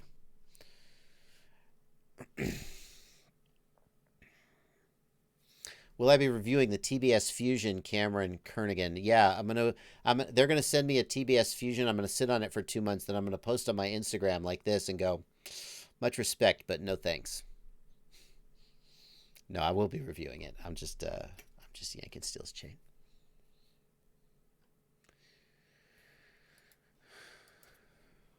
Thank you, Future FPV. Says, went to my quad camp at Race Day Quads this year. You helped me build my first quad. Just wanted to say thanks. Thank you. Thank you. What are my thoughts on the TBS Unify Pro HV? I mean, Luke S, it's a hell of a good video transmitter. In all of my main freestyle builds, that's the VTX that I have. The Unify Pro HV is, I think, going away, and now the Pro 32 is the new hotness. But yeah, it's a great VTX. What more could you want? Place it here. Thank you for $15. Wow. I learned to make sure the prop nuts are tightened down all the way. Yeah, if your prop nuts aren't tight, what happens is you take off and the quad goes, you get in the air just barely and then it falls out. Let's see here.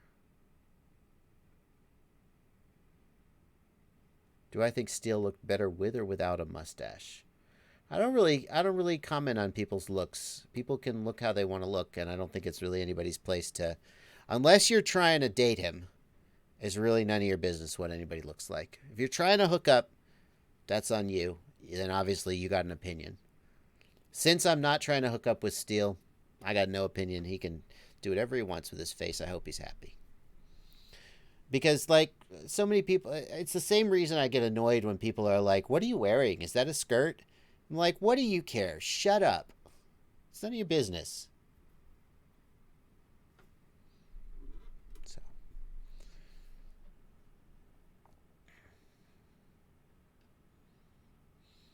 Guillermo says the secret of Mr. Steele is he doesn't change his configuration every 7 days. It's true. He's run the same freaking quad for a long freaking time. Hey, if Steele is still in the chat, let me ask, Steele, is this true? I remember that we were in Houston for Quad Camp. And I met up with Catalyst Machine Works, and they were doing their 6S low KV stuff. And you flew Catalyst's 6S setup. And the story that I remember, and I can't decide if this is true or if I made it up, is that you called Trappy and were like, hey, can you make me some 6S motors? And I remember that was like, you were like, oh, this 6S low KV thing might be something. And then you went hard to 6S. Is that true? Am I remembering those details correctly, or have I just made that up because I think it's an interesting story? Let's see what he has to say.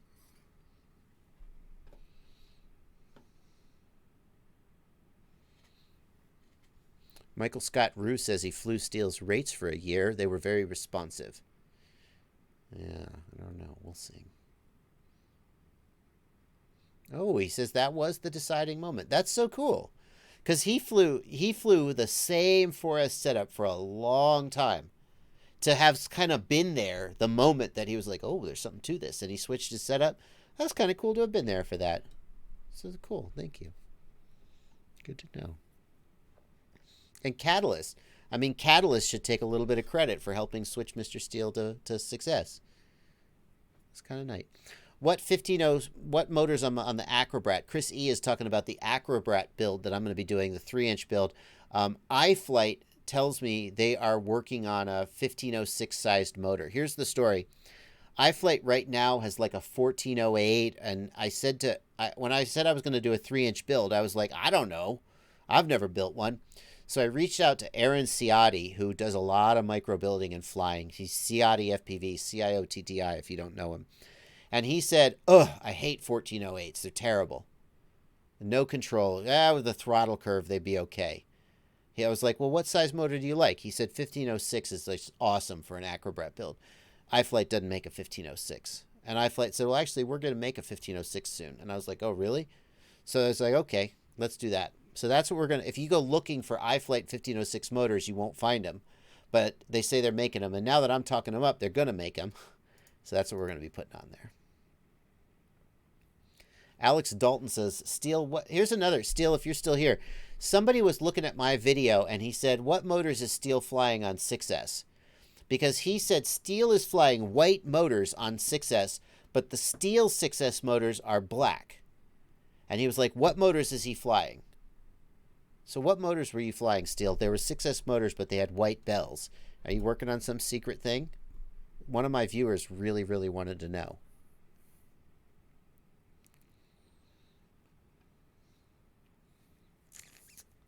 What does the 4-digit number on the motors mean? Asks Miles F.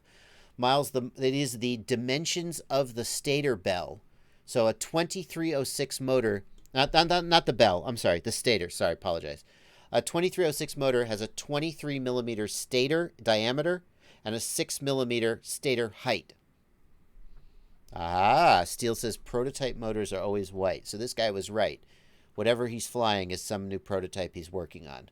This guy was like, I want to use the motors he's flying. I said, well, just get the Stouts. He's like, no, the Stouts have black bills. Whatever he was flying had white bills. I was like, I don't know, dude. Go ask him. Why? By the way, why are you asking me what motor Steele is flying? Ask him. Why are you asking me? I don't know. Whatever.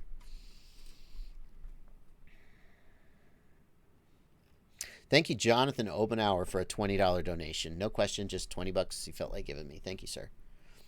Do a Flip FPV says, is there a lost quad finder that works underwater? Dude, I don't know about that.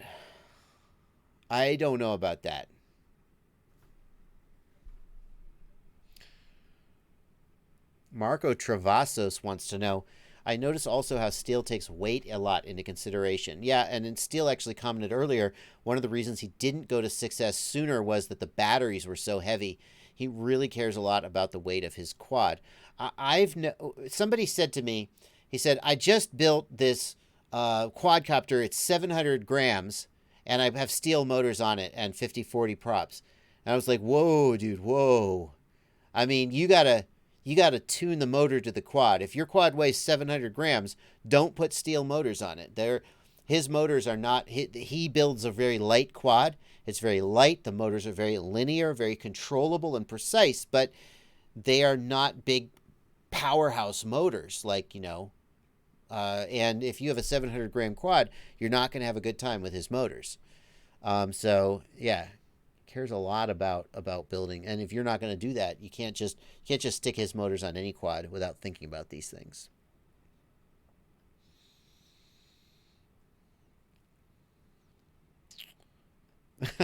Soli says, welcome to the Steele live stream takeover. That's it. You just got to mention him enough times on the live stream. He'll come out and then you'll be completely upstaged.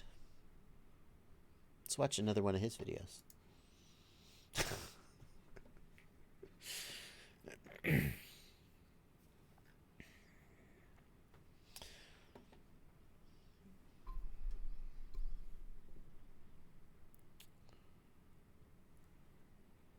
Let's see here. Kiera and Vela, thank you for $5 Australian. Any more feedback on the 2X axis stubbies on your goggles? Yeah, Kieran, I tried the 2X stubbies for a while. I thought I noticed a reduction in range, and I don't have my goggles handy to show you, but I went back to I went back to the long Omni. The stubbies, even two long Omnis was giving me slightly better range than two stubbies. I like the form factor of the stubbies, but if I notice a reduction in range, I'm not going to do it. And you actually see me right now, I have a patch in an Omni.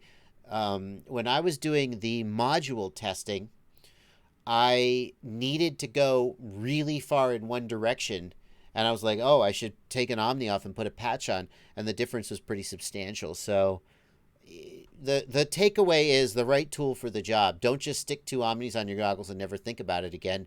You can get noticeably better range with, instead of stubbies, long Omnis, and if in the right circumstances, a patch.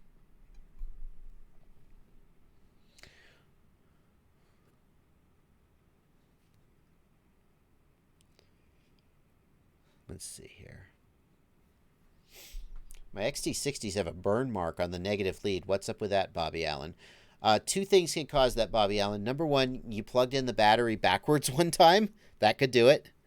You could have a short circuit one time. Or if your XT60 is loose, like if it's just super loose, it can wiggle and spark, and that could do it. But most likely, if you have a burnt negative lead, you plugged it in backwards accidentally one time, or you had a short circuit.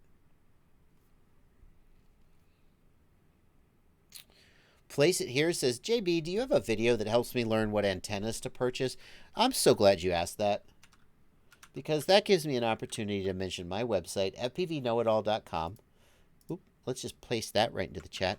And on fpvknowitall.com is the ultimate FPV shopping list, which is my recommended parts Not the only good parts in the world. There's too many. That's the problem. There's too many good stuff to buy and some bad stuff. So what I do here is I just give you guys a few suggestions for good parts to buy. If you're looking for an ESC, if you're looking for props, whatever.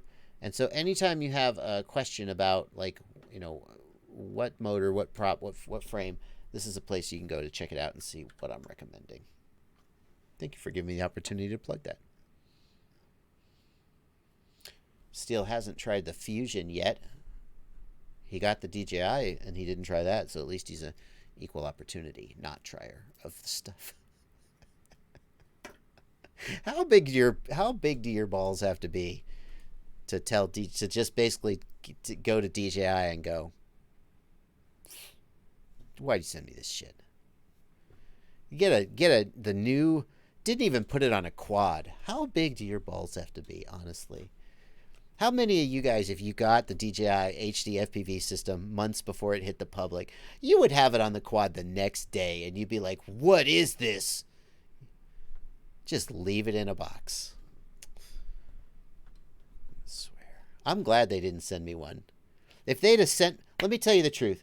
If they'd have sent me one, I would have been flying it.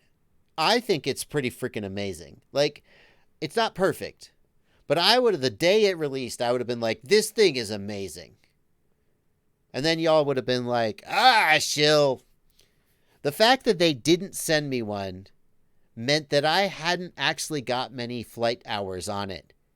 And the more I fly the DJI system, the more impressed I am with it.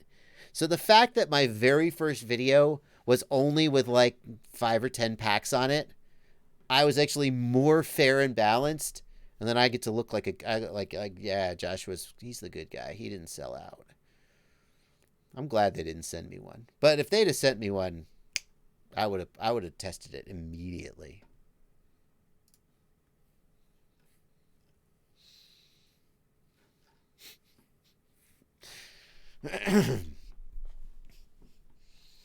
Fabian R says, "What do you think of the Fat Shark Bite Frost?" Pardon me, I've been talking for 3 hours now, and I'm starting to run out of. I got no more drink. The Fat Shark Bite Frost. I hope that it's good. I am cautiously optimistic. I want it to succeed, but I think that it will be very challenging. I think that it is very hard to do what they're trying to do, and it takes a lot of engineering resources that I worry that Fat Shark doesn't have. If you look at everybody else who has tried to make a system like this, like look at the Amamon system, the ProSight. Those guys have a lot of engineering resources, and they did their best, and ProSight was not successful enough to break in. DJI has enormous engineering resources, and they've produced what I think is the first really viable digital HD FPV system. Not perfect, but it crosses the line from this is too annoying, I'm just not going to mess with it. The DJI system is, sometimes it's annoying, but sometimes it's really freaking good. I guess I'll take it. I'll take the good with the bad with the good. And I feel like when Fat Shark says we're going to release this Bite Frost system and it's going to be just as good, I'm like, that would be really impressive if you pull it off. I hope you do. But it's a hell of a hurdle to overcome. I don't have any NDAs. There's no NDA. They haven't sent me the system, so there's no NDA. I don't know anything you don't know. I just have an opinion. Thank you, Jonathan Obenauer. Thanks for 10 more bucks. Jonathan sent me $20 and didn't put the question in, so then he sent me 10 more bucks. Thanks, Jonathan. I'll do my best to live up to your $30 donation. How much longer do you foresee this hobby being sustainable for your personal life? Do you see this helping you in the future if FPV doesn't work out? Interesting question, Jonathan. As far as my personal life goes, I'm working my ass off every day, and I do sometimes find myself asking, I mean, am I just going to keep making 5-6 videos a week until I'm 80 years old? Is that the end game for me? I don't know. I think you never really know what the end game is for you. Like, if you've got a 9-to-5 job that you feel secure in, You never know. Company could go out of business. You could get fired. You could get hit by a bus. You could take LSD and change your whole life. Anything could happen at any time. So I don't stress too much about that.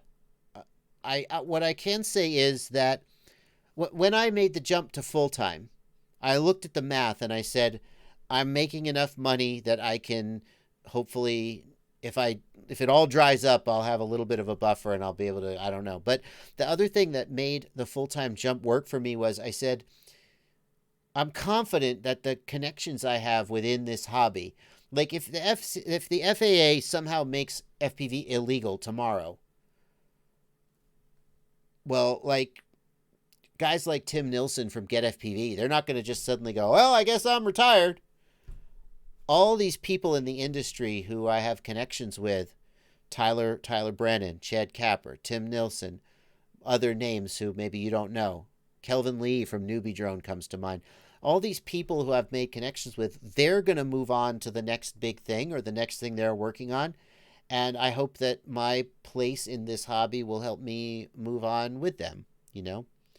The interesting thing about working for yourself is that you don't depend on anybody else for your success. You depend basically on yourself. But the upside is that you just like, if you feel like you can cut it, then you don't ever have to be afraid, hopefully. Because if the current thing dries up, then hopefully you just move on to the next thing, and fingers crossed. I hope. You can't ever be sure. I mean, UBAD, the makers of LaForge, this week they announced that they were going out of business. Very sad. The first real, like, Fat Shark module that really just shook things up that was LaForge. And for UBAD to go out of business and say that is a real sort of generational shift, that they're no longer around. And I hear that the owner of UBAD, he's in real estate now. You know, you just go on to the next thing. I think it'll help, though. I feel like the skills I'm developing now will translate. I mean, if one day I have to go do, commercial drone photography, or maybe do video production or education, I just feel like it seems like by the time you get to a YouTube channel with 120,000 subscribers, probably that should provide some kind of a launching off point for the next thing. My ASMR videos. ASMR. It's going to be my next big thing. Just whispering into a microphone for a while.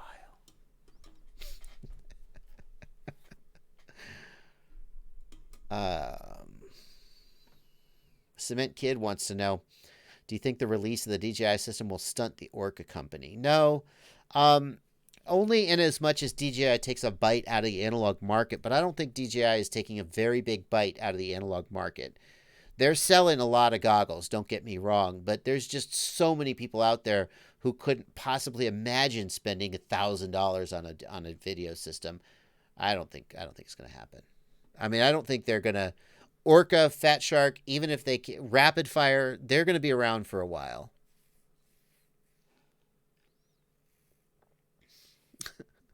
Soli says, is it just me or is JB's stream better than any TV? Thank you, Soli. That's very generous. Have I flown the Beast class lately? Asks Hildy2222. I have not. I am switching the motors on the Beast. I haven't been flying the Beast class because, long story short, I don't trust it not to fall out of the sky. And when I try to tune it, it does weird things. I think the motors are messed up and not working right. I have some motors coming from RCN Power. RCN Power has a Beast class sized motor. And I'm going to be trying these new props from GemFan for Beast class. And my hope is, I'm like not going to change the PIDs at all. I'm just going to switch the motors, and I'm going to cross my fingers that it immediately flies way better.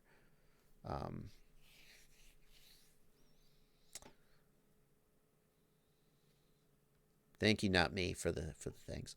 What's a good Frsky receiver I can use with servos? Asks Sharp Pizza FPV. Sharp Pizza, the D4R, the X4R SB. Yeah, the X4R SB has 2 servo outputs.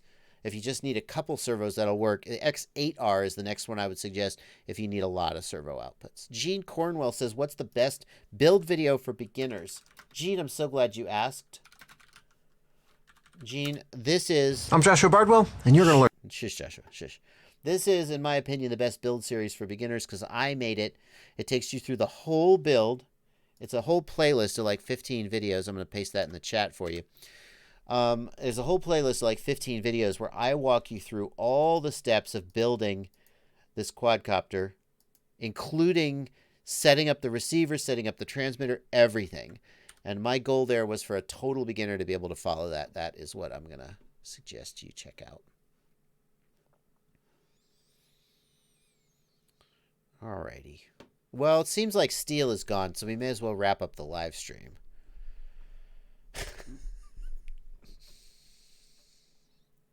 What's ASMR? Giorgio Mascagni. Mascagni. What's ASMR? Giorgio, go to YouTube and just search for ASMR. You'll see. You'll see what it is. It's not porn. Mostly it's not porn. It's not 100% not. I don't know. Just go search for it. It'll be okay. Library Manuel Garage. Yes, I will be reviewing the new TBS Fusion. I pre-ordered one today. Hate Eternal Miver wants to know, where do I start getting latency down on a noisy quad? How can I... to get latency down, you need to get rid of filters. One tool you can use for that is called PID Toolbox. PID Toolbox. PID Toolbox shows you the estimated latency of your filters so you can play with different settings. You can also go to UAV Tech's page. He has a filter tuning spreadsheet where you can change different values, and it will show you the latency so you can play with them. What you want to do is you want to find the right combination of filters that cuts the frequencies where your noise is while having the minimum latency. But the number one thing you can do is get rid of vibration. Soft mount the flight controller, have clean motors, have a sound frame. The less vibration there is, the less filtering you can use, and the less latency there is. The other thing to keep in mind is once the latency gets down below, I can't remember the number that was thrown around, but I think it's around 4 milliseconds. Once the filter latency gets down below around 4 milliseconds, there is a sort of law of diminishing returns. There are big differences as you go from like 6 to 5, and then as you get around 4 or 3 milliseconds, there's much less advantage to filtering even less than that. So if you can get that latency down, that can be a big difference. Definitely check out UAV Tech's channel. Oh, he's here in the chat. Filter spreadsheet at tiny.cc/UAVTech. Because what that'll let you do, that spreadsheet will let you put in different values and see what the resulting latency will be and the resulting filtering. So if you have a noise spike at 250 hertz, well, which is better? Like 2 PT1 filters or a biquad? Well, you can play with that and you can see which one's better for you. But check out UAV Tech's YouTube channel where he has lots of videos about these topics going super deep, and I'm super glad that he's doing that. Jack Bisson, thank you for $20. Did you find the DJI Air unit is operating at very high temperature? Yeah, Jack, it gets super hot, like burn your hands hot. What you want to do, if possible, is if you connect the Air unit to your flight controller, then it can tell when you're armed and disarmed, and it will turn it down to 25 milliwatts when you're disarmed. But you got to connect it to your flight controller UART. You got to get that working. Oh no, still here. We gotta keep the stream going. Damn it.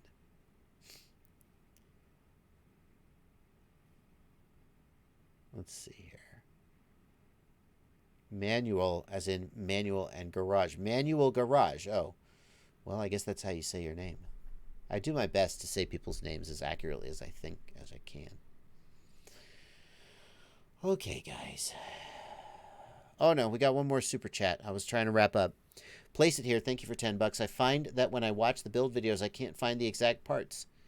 It makes it difficult when I don't understand how all the components work with each other. Yeah, place it here. I have links to all the parts on my build series. I have links to them all in the video description, but I do understand if you get the wrong parts, it can be pretty confusing.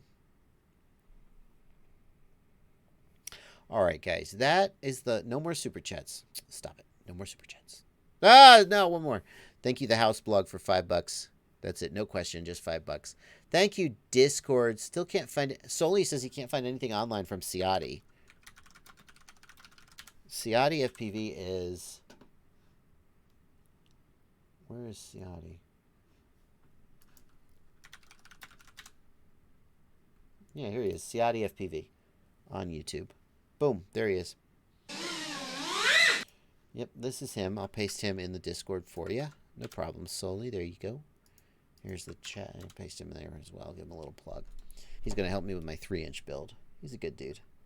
He's all right. He's all right. All right, guys. Woo! Whew, we're going to wrap up. I just finished now 3 hours of live streaming. That's not a lot if you're a Twitch streamer, but it's a lot for me. I did a stream earlier today. It'll be public a little later on my channel where me and Alex Vanover watch his first DRL races and react to them and talk about them, do a little behind the scenes. That is currently, I think it's currently unlisted, but I'll make it public in just a little bit. So keep an eye for that on my channel. Thank you guys all for coming out.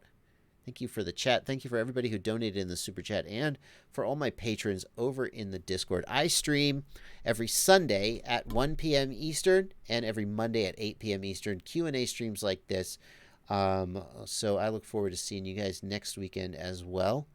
And that is going to do it. We're going to close. So thanks also to Mr. Steele for just classing up the joint. Really just lending. You know what he usually charges for an appearance. So for him to show up here and donate his valuable time, super. This is one of those cases where I sound sarcastic. I have a wry sense of humor. You kind of got to see through it. I was talking. Stream's not over yet. I was joking about me. I'm going to be on Ken Heron's channel in about 3 weeks. If you know Ken Heron, he does a lot of stuff about DJI camera drones. But and he has like 95,000 subs, so he's a big channel. But a lot of FPV pilots may not know who he is because he doesn't focus as much on FPV. And I was talking about my interview with him, and I was like, I have kind of a wry sense of humor, and I was like, I guess anybody with 90,000 subs, I'll go on his channel. And somebody emailed me and was like, you should show Ken a little more respect. It sounds like you're being kind of, he's pretty big. You're acting like you're lowering yourself to go on his channel. I was like, no, dude. No, not at all. It's just my kind of weird sense of humor, sarcastic sense of humor. So sometimes it just sounds like I'm being a jerk. Steele was on Ken's channel. Oh, well, now I gotta do it. A lot of my sense of humor is, seriously, some of my sense of humor is just daring you to tell if I'm being serious. And if you are like, wow, that guy's a real asshole, I win because it turns out you didn't really know me. But it's dangerous because if you're around people who've never met you, they just think you're an asshole. If the people who know you are like, no, he's just screwing around. So I kind of got to watch out for that. Alrighty, guys. That's going to do it. I'm out of here. Happy flying, everybody.